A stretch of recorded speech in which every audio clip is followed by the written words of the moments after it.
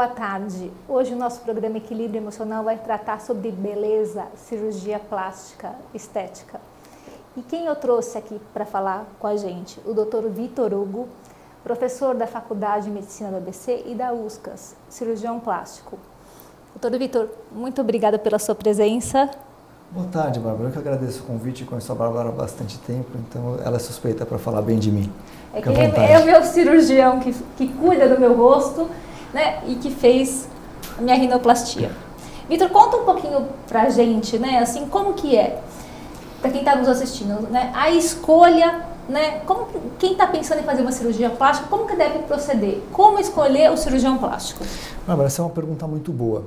A gente tem que lembrar algumas coisas importantes. Para uma pessoa se tornar cirurgiã plástica, ela precisa passar por algumas etapas.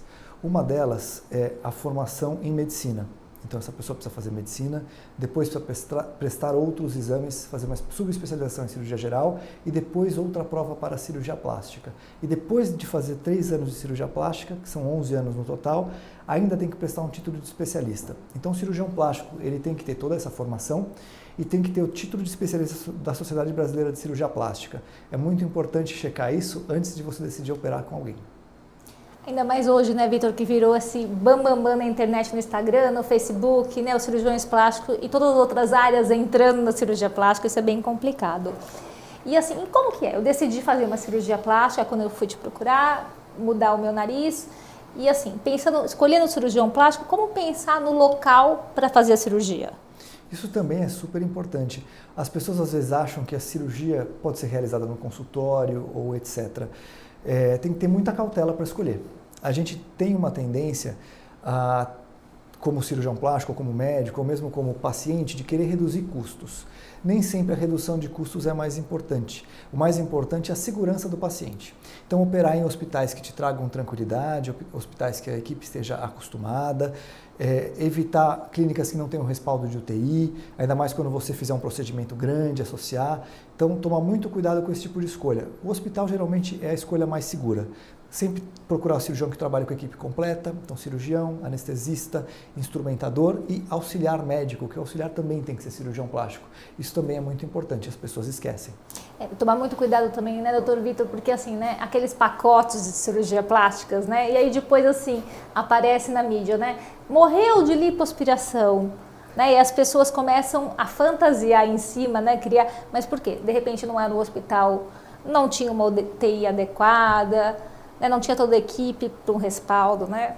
Tudo isso é muito importante. Então, quando você decide por fazer um procedimento, primeiro, você tem que ter uma empatia, uma tranquilidade com aquele cirurgião, isso é muito importante, mas você tem que saber que a formação dele é adequada e que ele vai te dar as condições adequadas para o procedimento. E alguns pacientes meus, inclusive, eu falo assim, olha, você não tem convênio médico, você está arcando com o custo de uma cirurgia privada. Se essa cirurgia complicar, como que a gente vai fazer para lidar com isso? Para qual UTI que você vai? Quanto isso vai custar para você? Então, o custo hospitalar é muito caro. Então, o planejamento envolve sempre pensar no pior. O pior pode acontecer? Pode. É raro, senão a gente não operaria. Mas a gente precisa pensar no pior e estar preparado para isso. Então, às vezes, você fala para um paciente, faz um convênio médico primeiro, vamos pensar numa retaguarda primeiro, depois a gente pensa no procedimento cirúrgico. Isso você age de uma forma mais tranquila e deixa a família em paz também, porque nem sempre todo mundo fica feliz com a plástica do outro, né? E Vitor, quais são as plásticas mais realizadas no Brasil atualmente? Então, Bárbara, o Brasil é o segundo país do mundo em mais realizar cirurgia plástica com os dados de 2015. De 2012 para 2013 a gente ultrapassou os americanos, que eles fazem algo em torno de 1.500.000 por ano. A gente tem feito algo em torno de 1.300.000 plásticas. Dessas plásticas, no Brasil a lipoaspiração ultrapassou a mamoplastia. Então a lipoaspiração está em primeiro lugar, em segundo lugar a mamoplastia de aumento, a prótese de mama, em terceiro lugar, a blefaroplastia, a cirurgia das pálpebras, cresceu bastante também. E com uma crescente procura dos homens, que também é interessante citar.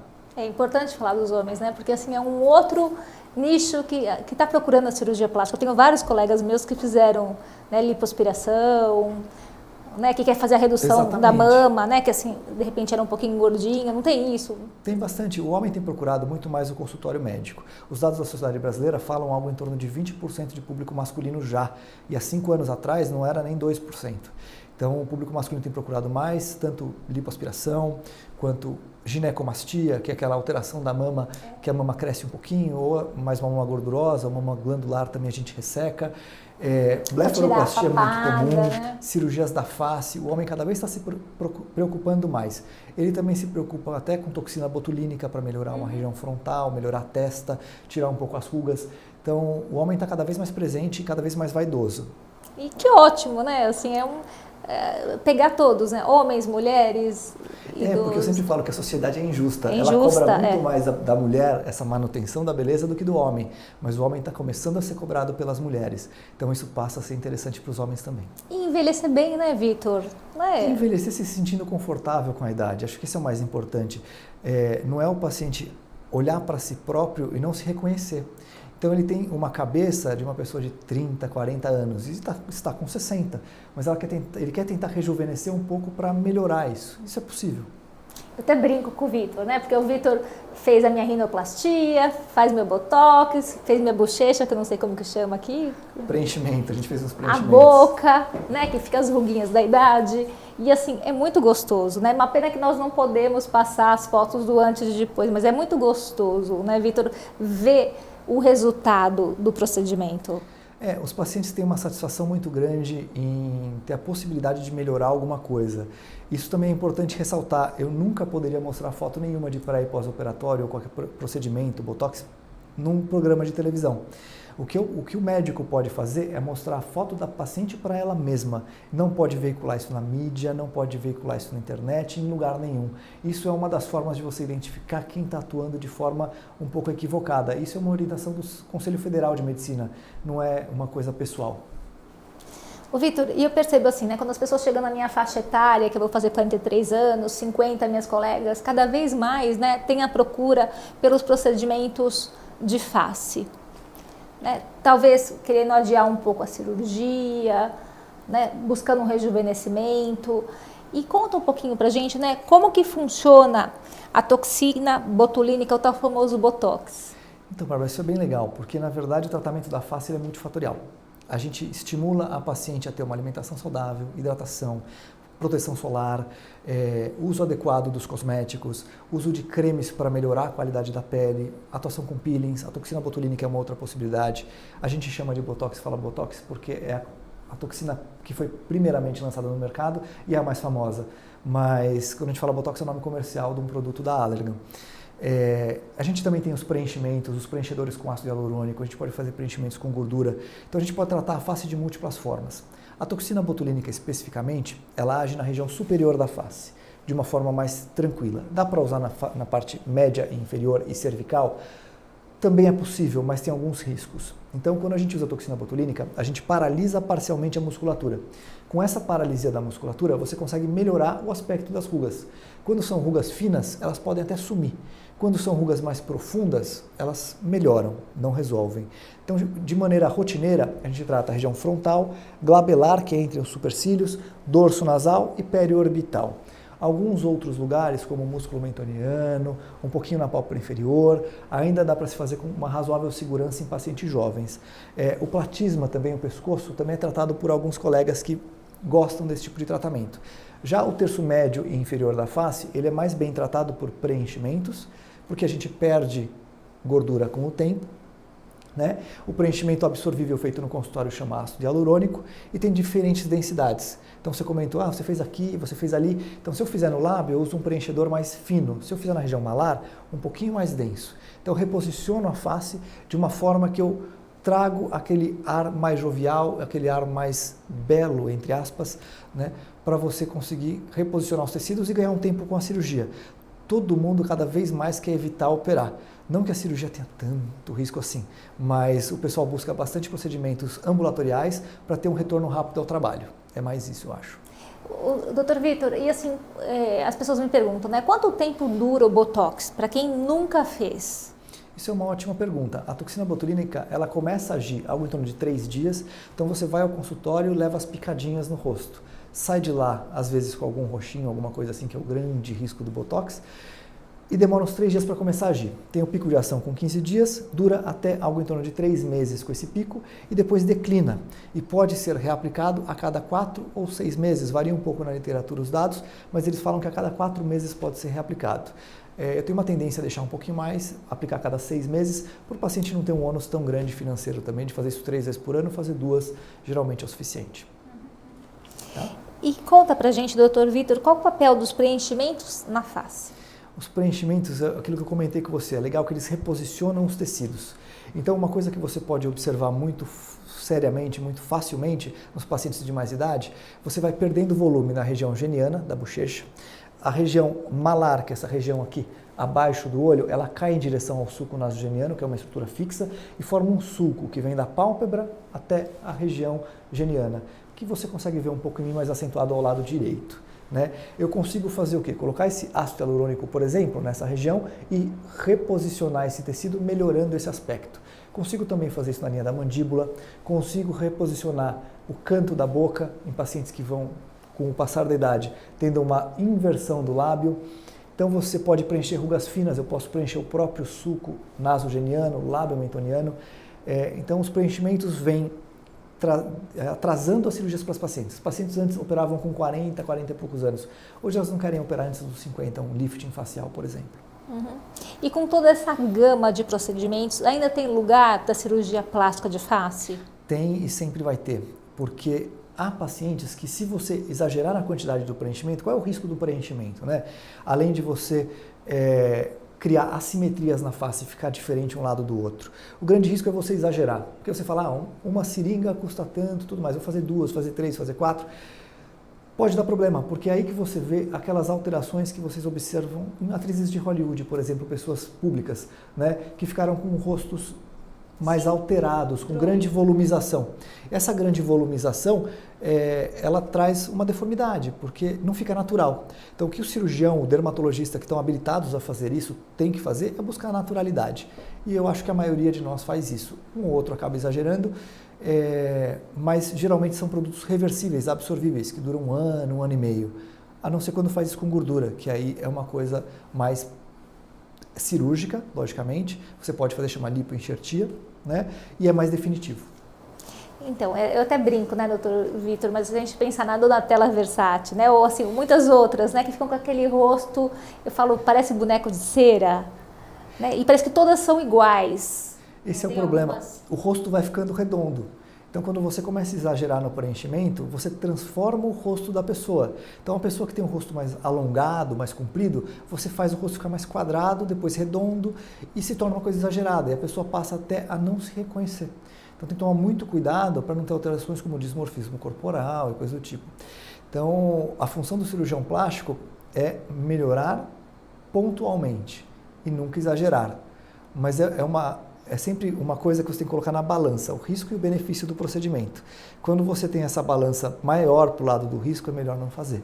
Então, eu falo muito isso para minhas pacientes. Às vezes elas falam, não, eu quero fazer mais porque eu quero ficar com o lábio um pouco maior. Eu olho assim e falo assim, não, eu não vou fazer, está ótimo assim.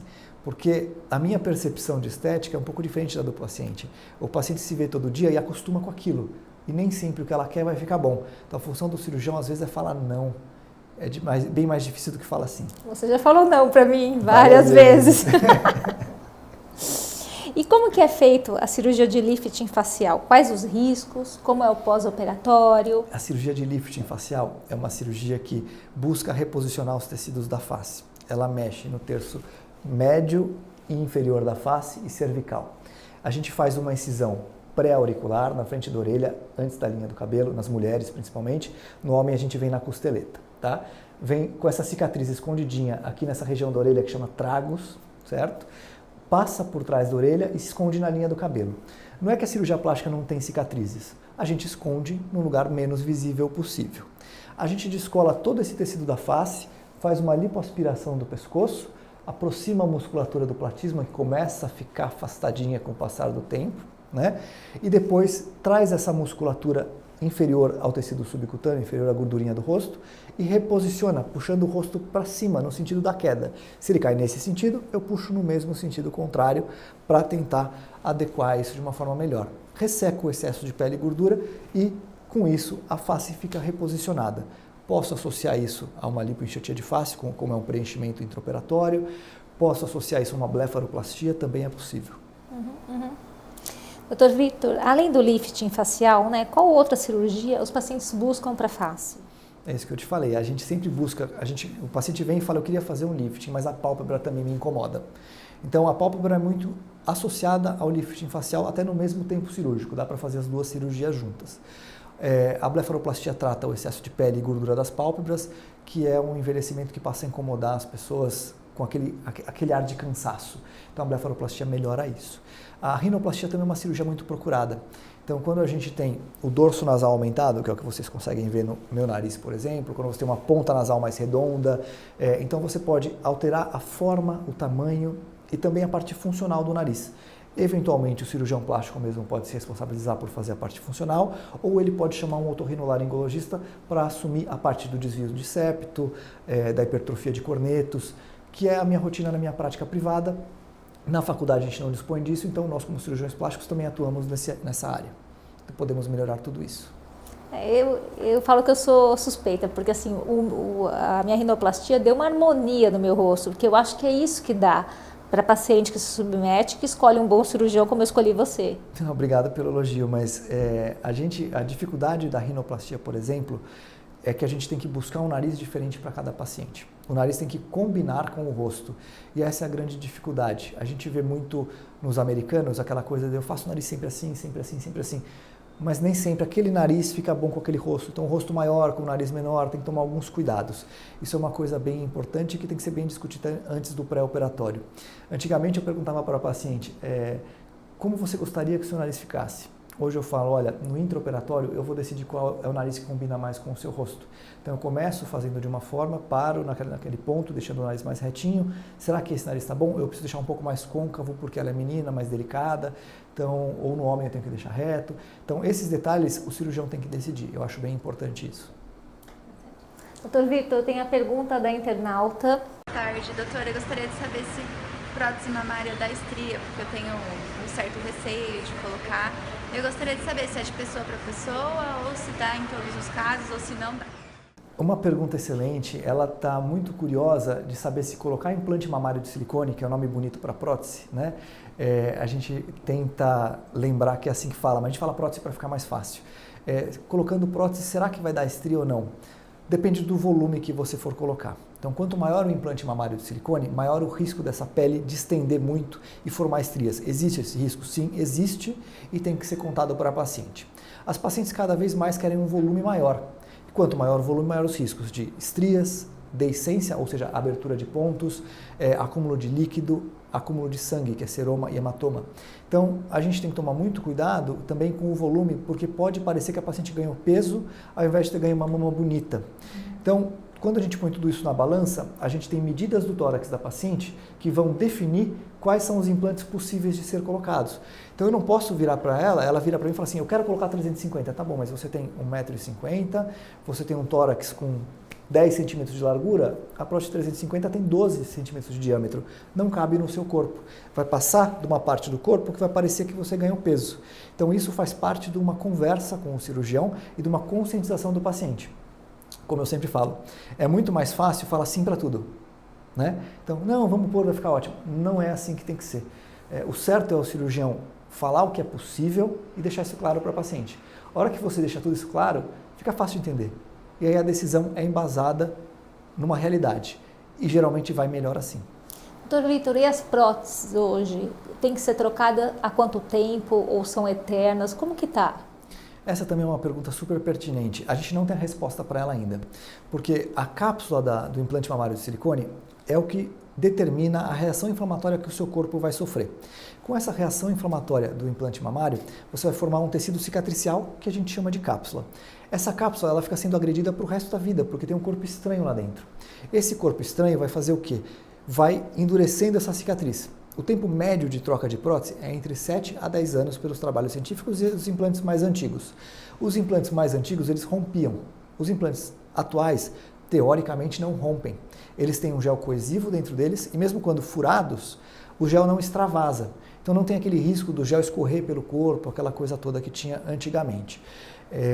Então com isso a gente tem uma tranquilidade muito maior em indicar. E outra coisa importante de lembrar, não tem correlação com o câncer de mama.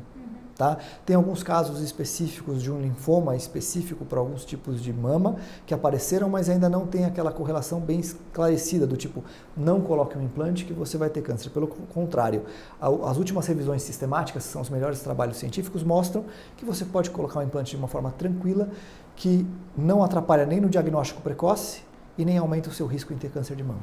E eu acho que é importante também você salientar, doutor Vitor, né, sobre a amamentação. Porque assim, a prótese pode ser colocada, o paciente amamenta o bebê normalmente. E uma outra dúvida, qual a idade? Porque hoje os adolescentes estão tão pueris, né? Então elas fazem tudo. E qual a idade que é indicada a prótese para as meninas? De maneira geral, a gente tem que pensar o seguinte, vamos pensar primeiro na indicação do implante. Quando a gente vai colocar um implante mamário de silicone, a gente pode colocar por via do sulco mamário, periareolar ou via axilar. A colocação do implante numa mamoplastia de aumento, que é só uma cicatriz, a gente não tem a cicatriz em T invertido, não tem a cicatriz da areola, não precisa levantar a mama, é uma cirurgia que tem menor risco e que tem menor chance de atrapalhar a amamentação, certo? Quando a gente pensa numa cirurgia que tem um T invertido, que eu preciso levantar a mama, ressecar tecido mamário, tentar igualar as mamas porque elas são muito diferentes ou assimétricas, que é um sinônimo para diferentes, aí você tem um risco maior de alterar a amamentação, depende do tanto de ductos lactíferos que você lesar durante a cirurgia. E a gente não consegue antever isso, só consegue saber isso no intraoperatório. Tá? Isso vale em relação à idade. Quando que eu posso colocar um implante mamário? Teoricamente, depois da menarca, depois que a menina menstruou, ela para de crescer. Quando ela parou de crescer, fechou todas as linhas de crescimento, você poderia colocar um implante. Só que tem gente que tem a menarca com 11, 12 anos, não faz o menor sentido colocar um implante em uma menina tão jovem. Então a gente precisa tentar colocar numa balança o que é maturidade física e o que é maturidade emocional. Porque a pessoa precisa ter consciência do próprio corpo para passar por um procedimento cirúrgico. Isso não é toda menina de 16 anos que tem. Então eu poderia te falar, 16 anos é uma boa idade para colocar um implante. Talvez não seja. Isso quem vai me dizer? Os pais. Eles vão tentar me convencer ou tentar me conscientizar que essa menina tem condições de colocar um implante. Então, primeiro, tem que ter autorização dos dois pais, o pai e a mãe. Só o pai assinar não vale, só a mãe assinar não vale. Então, os dois têm que assinar. Segunda coisa, talvez o ideal fosse um acompanhamento com uma psicóloga antes, fazer uma conversa, saber por que ela quer colocar, por que ela não quer colocar, o que ela entende pela colocação do implante. E aí trabalhar essa cabeça para ver se isso vale a pena. Porque hoje, a colocação do implante mamário de silicone é moda. Todo mundo quer aquele volume grande, tem aquela grande exposição na mídia, tem as paniquetes com aqueles volumes grandes, tem moças muito bonitas, e isso é o padrão de beleza do Brasil hoje. Só que será que daqui a 10 anos continuará sendo assim? Isso é uma resposta que a gente também não tem. Né? Então é muito legal fazer essa discussão para que a gente chegue num ponto que agora parece que nos Estados Unidos muita gente começou a retirar o implante e diminuir a mama. Será que isso não virá para o Brasil? Que é moda agora, né? Parece acho que já está vindo, né? Parece que essa é a moda. Será que isso virá para o Brasil? Não sei. A gente, daqui a alguns anos, vai poder responder isso. Doutor Vitor, pensando no que nós estamos conversando sobre adolescente e tudo, porque assim, atendo muitas pacientes, por exemplo, adolescente de 16, 17 anos, que é gordinha, emagrece, fica aquele efeito sanfona, e aí causa muitos traumas, ficar de biquíni na frente do namorado, das amiguinhas. Então, assim, tem aquela barriga que tem um pouquinho de estria, tem celulites. E a lipoaspiração para essas adolescentes, que eu ouço de meninas e meninos que têm vontade de fazer lipoaspiração, aquele menino que a barriguinha, né, começa a cair, não tem a tal da barriga tanquinho, que eu mais ouço no consultório, né, que é o desejo dos adolescentes, né? Qual a idade? Então, a gente tem que pensar primeiro, antes de mais nada, que a lipoaspiração é uma cirurgia de contorno corporal. Né? Então, ela visa melhorar alguns aspectos em alguns locais do corpo. Ela é uma cirurgia de contorno, então tem que fazer a circunferência toda, fazer o dorso, fazer o abdômen, flancos, para dar um resultado estético mais harmônico, certo? Passando por esse pensamento, nem sempre a lipoaspiração vai ser suficiente. Tem pacientes que têm sobra de pele, principalmente pacientes que tiveram grande perda ponderal. A lipoaspiração não resolve a sobra de pele, só em casos muito discretos, que a sobra de pele é pequena, porque a pele retrai um pouco com a lipoaspiração, certo? Mas a maioria dos casos que tem sobra de pele, você tem que associar a abdominoplastia, você tem que associar a lipoaspiração à abdominoplastia. Então, cada caso é um caso. E aí você tem que avaliar esses pacientes individualmente, conversar com eles e entender essa necessidade. Geralmente, pacientes com grande perda ponderal, mais de 10 a 20% do peso, eles evoluem com uma perda, uma sobra de pele importante. Então, você tem que entender que terminando a menarca na menina e no menino, fechando todas as cartilagens de crescimento, você pode realizar qualquer cirurgia, tanto a lipoaspiração quanto a abdominoplastia, mas não adianta fazer a cirurgia. Então, a pessoa que tem efeito sanfona, emagrece, engorda, precisa de um acompanhamento multiprofissional. Aí você entra brilhantemente como psicóloga, ajudando essa pessoa a entender melhor que a alimentação não é para compensar as suas insatisfações na vida. Entra uma nutricionista para fazer esse acompanhamento da dieta, entra um personal trainer, um professor de educação física para estimular a atividade física. Então, eu tenho alguns casos de muito sucesso no consultório de pacientes jovens que perderam muito peso. Tem um paciente que perdeu 40 quilos, eu tenho outro que perdeu 25 e hoje são meninos super fortes. Nunca usaram hormônios, nunca usaram nada inadequado. Por quê? Porque eles partiram do princípio que tinha que ter uma dieta adequada, acompanhamento nutricional, educação física direitinho, com um professor adequado também, bem treinado, e dá certo. Então, nada nessa vida vem de graça. Isso é muito importante. Então as pessoas olham e falam assim, mas você é magro, é fácil falar. Não é fácil falar, é comer direito, é ser regrado, é fazer atividade física. Então, com tudo isso e acompanhamento do ponto de vista hormonal, às vezes precisa um endocrinologista. A pessoa tem um hipotiroidismo, tem uma alteração hormonal que precisa ser tratada. Então, o acompanhamento multiprofissional é muito importante. Você falou sobre a disciplina, né? Ninguém é magro à toa, né, Dr. Vitor? Ninguém. É muito importante que as pessoas entendam que nada vem fácil. A gente precisa trabalhar para ter as coisas. Então, ao longo do tempo, quanto mais você se dedicar às suas atividades físicas, à sua alimentação adequada, aí você fala, mas poxa, eu não consigo almoçar adequadamente porque eu trabalho, porque eu faço isso, porque eu faço aquilo. A nossa rotina na área da saúde é praticamente infernal, mas quando eu sei que o meu dia vai ser muito ruim, eu levo marmita. Eu levo marmita para o consultório. É usual. Mas eu tenho vergonha porque eu sou adolescente e meus amigos vão falar. Lá na frente, eles vão ter orgulho de você. Então, eu acho que isso é importante também. Doutor Vitor, eu queria te agradecer, muitíssimo obrigada, né, pela sua entrevista. E você está convidado para vir no próximo programa para falar sobre um outro tema. Bárbara, muito obrigado pelo convite. Eu agradeço a todos vocês aqui de São Caetano pela excelente recepção. Inclusive na Faculdade de Medicina aqui na USC, que eu tenho dado aula no último ano. E estou super à disposição. E se vocês quiserem tirar dúvidas, meu site também está disponível no ar. Tem o meu e-mail lá, vocês fiquem à vontade. No vhcirurgiaplástica.com.br vocês encontram outras informações sobre outras cirurgias estéticas e algumas coisas reparadoras também.